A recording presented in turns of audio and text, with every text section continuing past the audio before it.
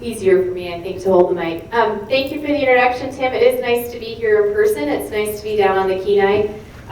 He wondered if I was going to be here in person.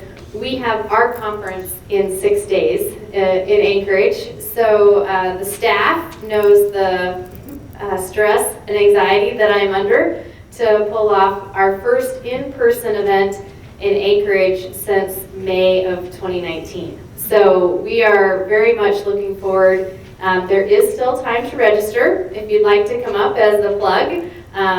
We will be all day at the Denina next Wednesday, but it is good to be here, and I look forward to sharing some information. And I think we're almost on schedule, right? So I will do my best to keep it that way.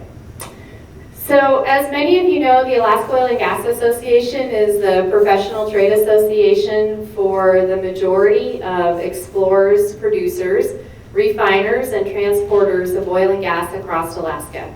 You probably recognize some of the logos because they're right here in your backyard. But what I think is more important is I get to advocate for the long-term viability of the oil and gas industry for the benefit of all Alaskans, and it's really not about those logos, and it's really about the people that make up the oil and gas industry, whether you're contractors, whether you work directly for the industry, whether you're organizations like TIMS, like the Chamber, like other nonprofits in your community. It's the people is what it's about.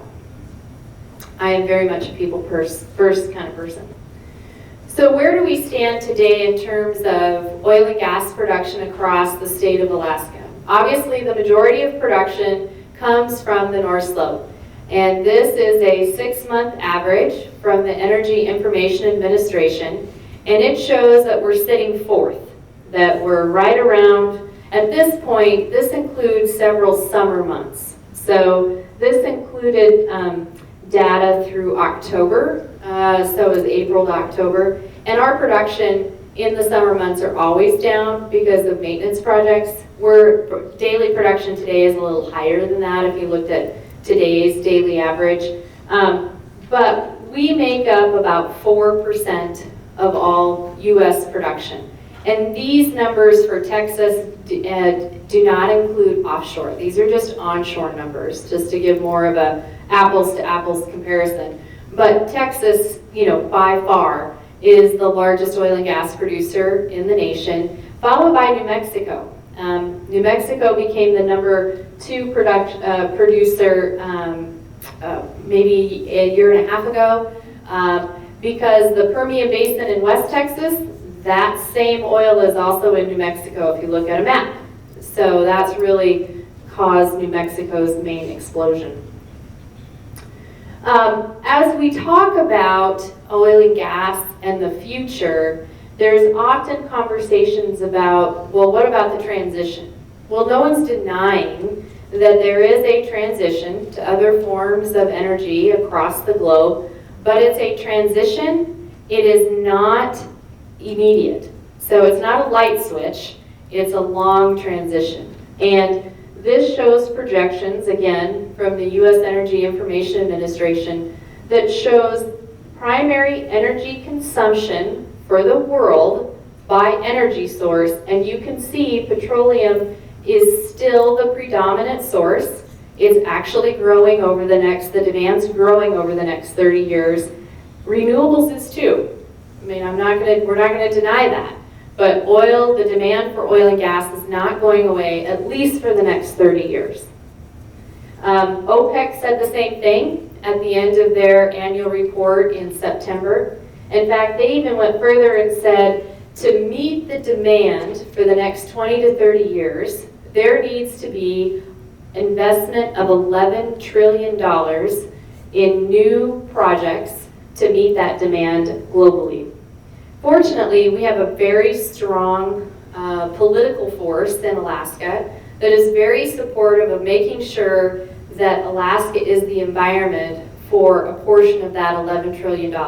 Both our governor, our congressional delegation are all very supportive of continued oil and gas development in Alaska. So what do we provide today in terms of taxes and royalties? Well, obviously, just as a reminder, some audiences know this, surprisingly some audiences don't know this, that when the pipeline was developed, and then of course came the Alaska Permanent Fund, the Permanent Fund was created initially by a large deposit of royalties from the sale, from the first North Slope sale, but 25% of all royalties is still deposited into the corpus of the Permanent Fund. We're still the largest cash contribution each year to the corpus of the fund.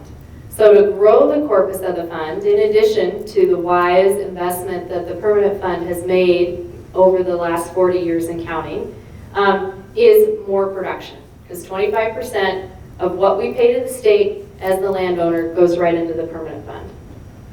So since the pipeline was created, since the Permanent Fund was created, these numbers are not adjusted for inflation, so it's a really important point.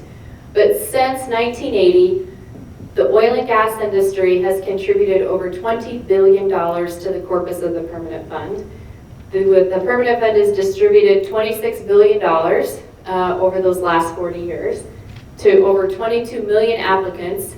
And how many of you have received all 40 checks?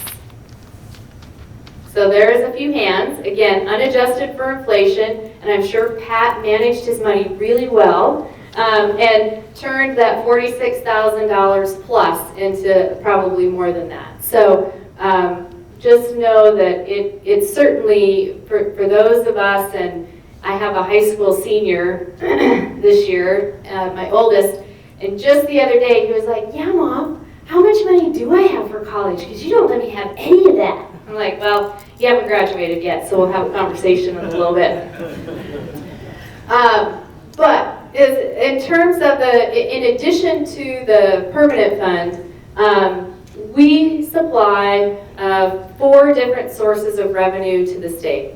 The royalty portion, the Permanent Fund portion that I just talked about, that is the royalty portion in orange. That's what goes to the Permanent Fund. The other 75% is the royal blue. That what goes to the general fund. We also pay corporate income tax. We also pay production tax. That's the yellow section.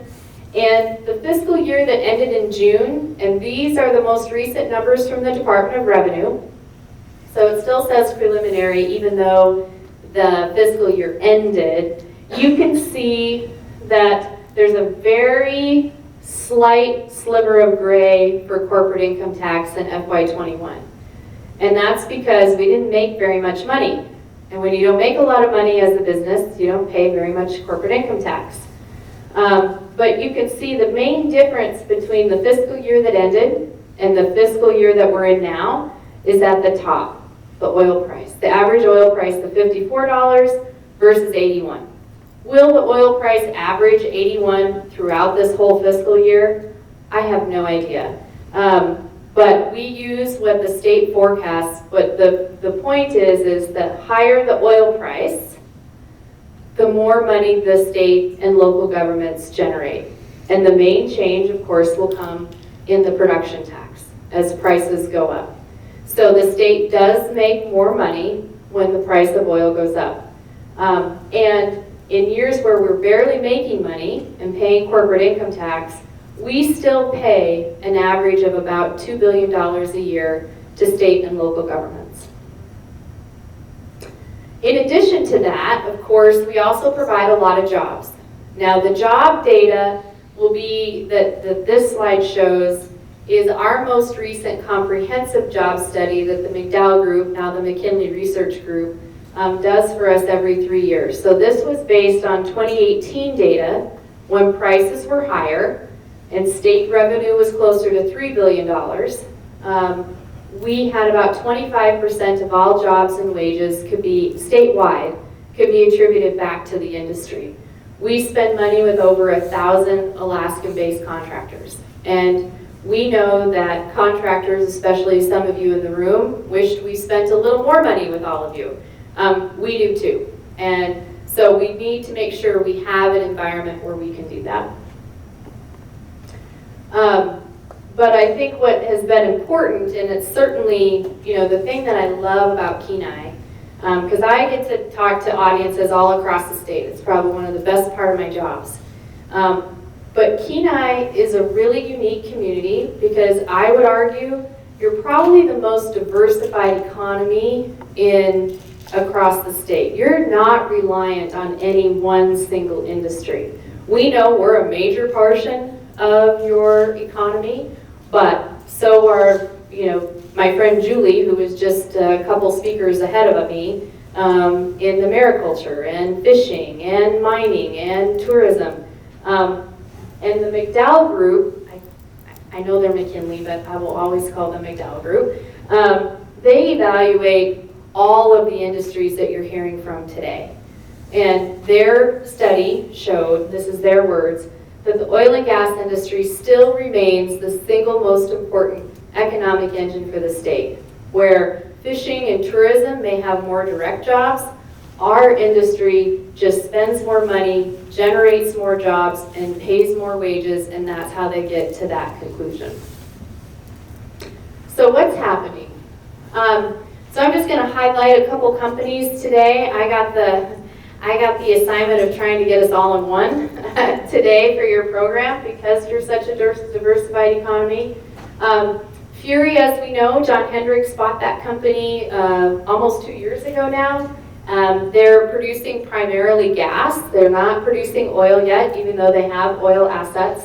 I think if John was here, he would tell you the thing he is most proud of is he has flipped the Alaska hire rate, and instead of having only a handful of Alaska-based employees, he now has over 20 Alaska-based employees, so he's very focused on that.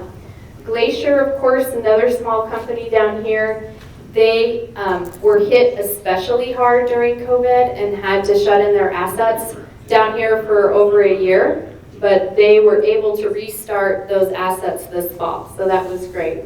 Blue Crest, of course, they have the Cosmopolitan field just north of Homer. They are producing oil, and I'm sure you see those trucks coming up to Cameron's refinery more often than maybe you'd like, but Cameron likes all those trucks coming up to the refinery. But they're also sitting on a massive gas resource. And their president, Benji Johnson, a local Kenai kid, he has been looking for an investor to try to get that gas to market. And he was super close, and then COVID hit, and then they have been especially hit hard, as has Fury, as has Glacier. Any company that produced less than 50,000 barrels a day and were eligible for the cash tax credit program, which is now gone, is sitting on a massive amount of liability and owed tax credits. And when prices crashed, the state couldn't afford to pay it. There were several years we were waiting for a bond bill to come through that was deemed unconstitutional. Long story short, these companies like Fury, like Glacier, like Blue Crest are actually owed over $100 million each. And so it's been hard to attract investors until they see some type of consistent payment plan from the state. And we were encouraged that the governor included the minimum payment for this coming fiscal year in the budget that the legislature will take up in just 2 weeks. And then finally, last but certainly not least, the largest producer in the Cook Inlet, and now one of the largest producers statewide, Hillcorp. It's hard to believe Hillcorp's been here for 10 years, successfully here for 10 years. And they're not interested in just continuing to increase production from those assets that they purchased. They're continuing to add new fields like the field in the Southern Peninsula this summer. So I don't need to tell you what a great partner Hillcorp has been for the Kenai Peninsula Borough. Refining. I love Alyssa. She's got so much energy in talking about manufacturing, and I love the fact that she's trying to get as many manufacturers statewide. But we have in-state manufacturing in the oil and gas industry. You've had it down here with the Marathon Refinery. You know those 300 plus people who have worked at the refinery over the years. Some third generation. Are you at fourth generation yet? We're getting there. Getting there. And so, you know, the more oil we can produce here, the more Cameron can refine for products statewide. PetroStar is a wholly owned subsidiary of ASRC. They also have 2 refineries in the state, one in the interior and one in Valdez, and they're focused primarily on military fuel, diesel, home heating fuels, that sort of thing. On the North Slope, just as a reference, you can kind of see it. Anwar's here outlined in the purple, and then going from east to west, the big 3 fields in the middle in orange, those are the legacy fields, Prudhoe, Kuparic, and Alpine. 93% of the North Slope production still comes from those major fields. In terms, when we talk about different projects, in the middle, that rectangle says Oil Search, should now say Santos. Santos just completed its purchase of Oil Search about 3 weeks ago, and just so you kind of know where the pickup project is in relationship to the existing fields. And then of course all the stuff in yellow to the west is MPRA and ConocoPhillips assets. Glacier is one of 2 companies that have operations both on the slope and down here. They did have to shut in their Badami field for about 6 months, but they've been back online now for over a year. It's a really small field out by Point Thompson. ConocoPhillips is the largest producer in Alaska, and they have a large ownership of Prudhoe. They own almost all of Kuparic, and they own all of Alpine. And they, of course, are very interested in MPRA. And of course, they were hit with a setback this fall by a federal judge that said that their EIS for the Willow project did not meet standards. The Willow project, they believe, is an 80 to 100,000 barrel a day field. So if you think about our current production of around 480, 80 to 100,000 is a lot of oil. And that is a project that many contractors were really hoping was going to be sanctioned this year, but that permit setback is a setback.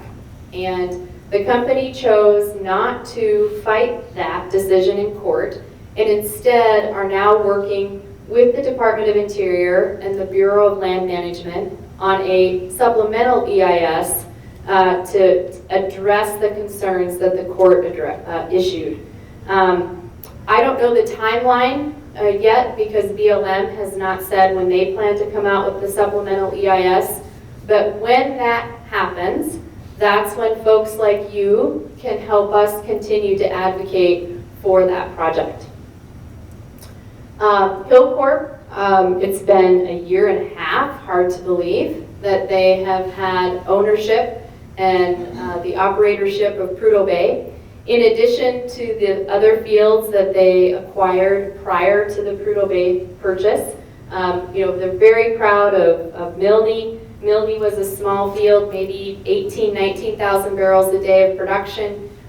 They added a new pad in sort of record time for the slope of two years, just over 2 years. And they've now achieved a new production target of 39,000 barrels a day. They've also been able to stabilize Prudhoe production, if not even increase it slightly over the last 18 months. And when you consider the fact that Prudhoe is a 43-year-old field, that's a major, major accomplishment. My slide still says Oil Search. I need to update it, as I mentioned. That pickup project in size is about the same as Willow. So Willow is about 180,000 barrels a day. Pickup is another 80 to 100,000 barrels a day.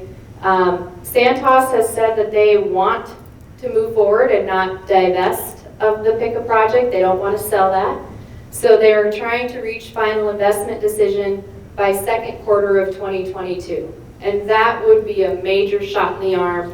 And if they could do that, they would be on track for first production, hopefully by 2025. So nothing happens fast in Alaska in the oil and gas industry, but once it happens, they're big projects that are sustained for several years to come. So not to go into it too much, but we know 2020 just wasn't any fun. How about if we leave it at that? And, obviously, several economists said, when you've got a year like that raising taxes is probably really challenging time to do that. And just over a year ago, Alaskans agreed with that economist and defeated ballot measure 1 in 2020. And we had resounding results statewide, almost 18 points, but really it was folks down here on the Kenai that helped us achieve that victory. Down here on the Kenai, you defeated that initiative almost 3-1. It was like 72, 73% no down here. And so we know that you understand on the Kenai, almost more than anywhere else across the state, that taxes are not a way to incentivize production or investment.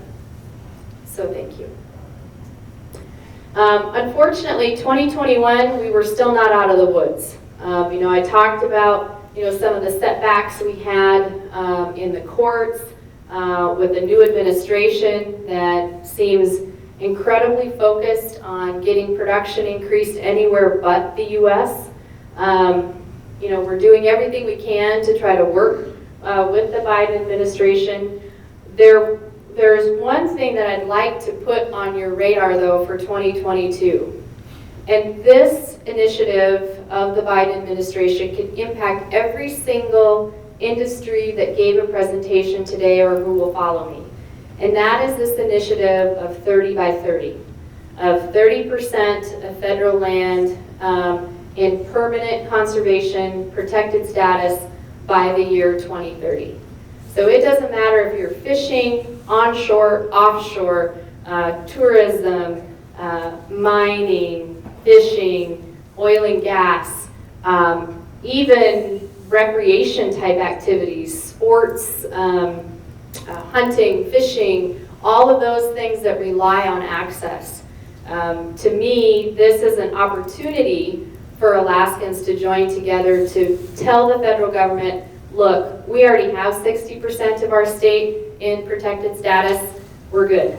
I mean, I'm just kind of paraphrasing. So during the Christmas holiday, the Department of Interior issued in the Federal Register, I think on the 29th of December, so last week, listening sessions about this initiative that are scheduled for next week.